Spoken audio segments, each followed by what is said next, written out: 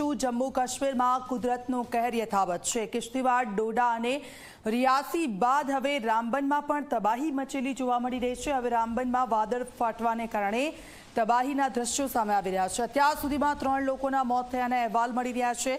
પાણી સાથે આવેલા કીચડમાં દટાયા અનેક ઘર। રામબનમાં હાલ તો રેસ્ક્યુ ઓપરેશન શરૂ કરવામાં આવી રહ્યું છે।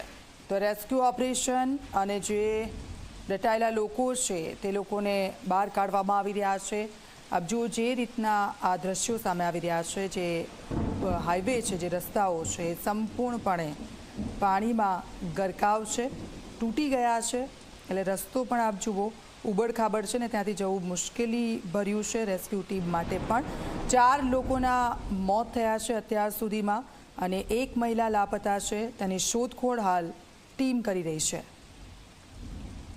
તો કુદરતનો કહેર જમ્મુ કાશ્મીરમાં આપ જુઓ કિશ્તવાડ, ડોડા, રિયાસી બાદ હવે રામબનમાંથી તબાહીના દ્રશ્યો સામે આવી રહ્યા છે। વાદળ ફાટવાને કારણે જ્યાં જુઓ ત્યાં કાદવ કિચડનું સામ્રાજ્ય છે, કારણ કે જે રીતે વાદળ ફાટ્યું ને ત્યારબાદ જે પાણીનો પ્રવાહ ધસમસતો આવ્યો તે પોતાની સાથે ત્યાં જે વિસ્તારના જે ઘર, મકાન, દુકાન, તમામ જે વસ્તુઓ છે પોતાની સાથે પાણી સાથે વહી ગયું। કેટલાક લોકો લાપતા છે, તેની શોધખોળ હાલ તો થઈ રહી છે। કિશ્તવાડના દ્રશ્યો, રેસ્ક્યુની ટીમ ત્યાં પહોંચી છે।